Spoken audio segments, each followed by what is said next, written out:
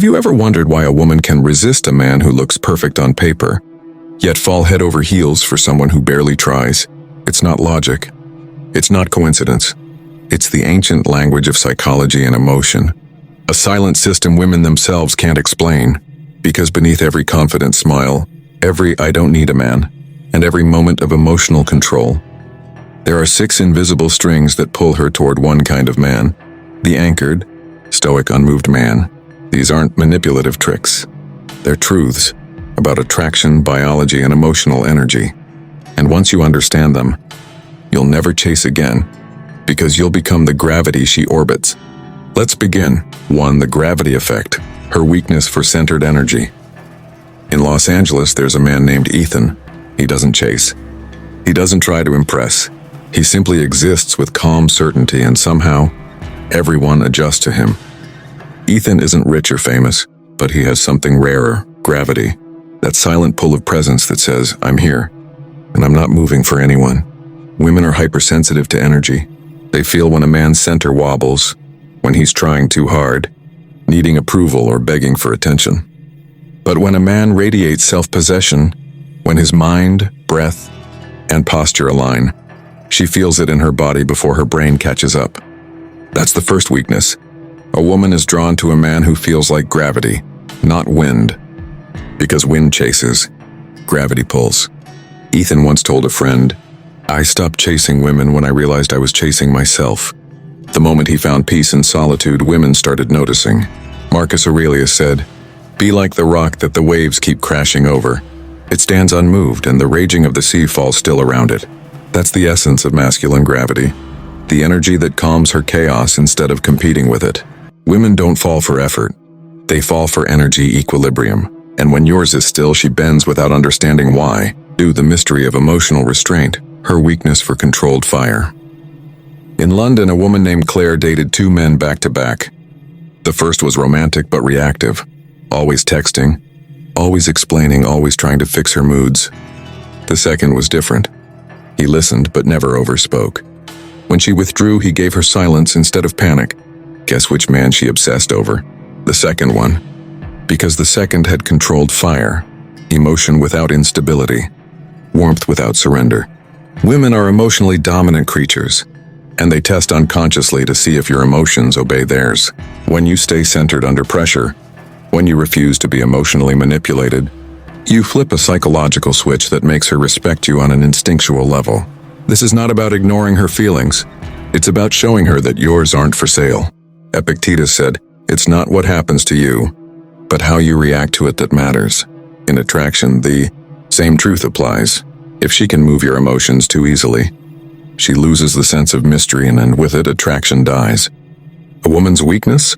The man she can't shake emotionally, because deep down she equates composure with power, and power with safety. 3. The aura of purpose, her weakness for the man in motion. There's a man in Sydney named Noah. He rarely posts on social media. He doesn't brag, doesn't chase trends. But every morning he wakes with a mission, a business he's building, a book he's writing, a discipline he's mastering. Women are drawn to men who move towards something bigger than attention.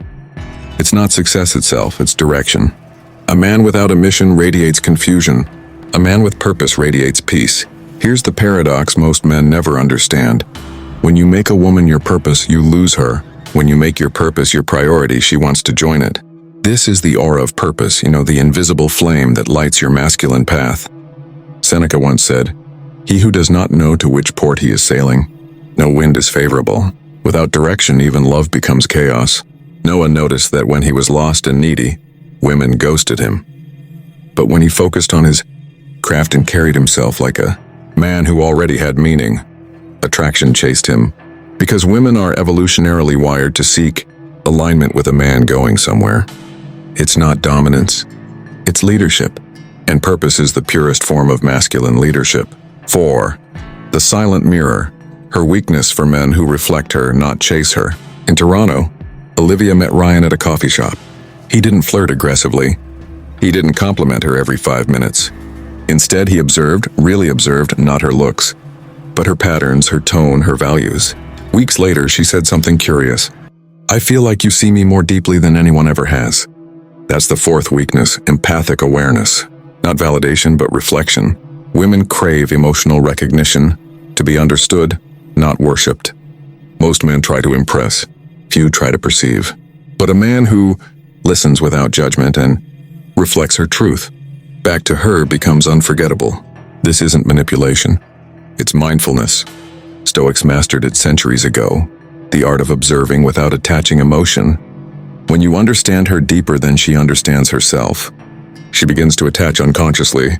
The silent mirror effect works because it fulfills the one need modern women rarely get met: to be emotionally understood without being emotionally controlled. Ryan didn't become her therapist.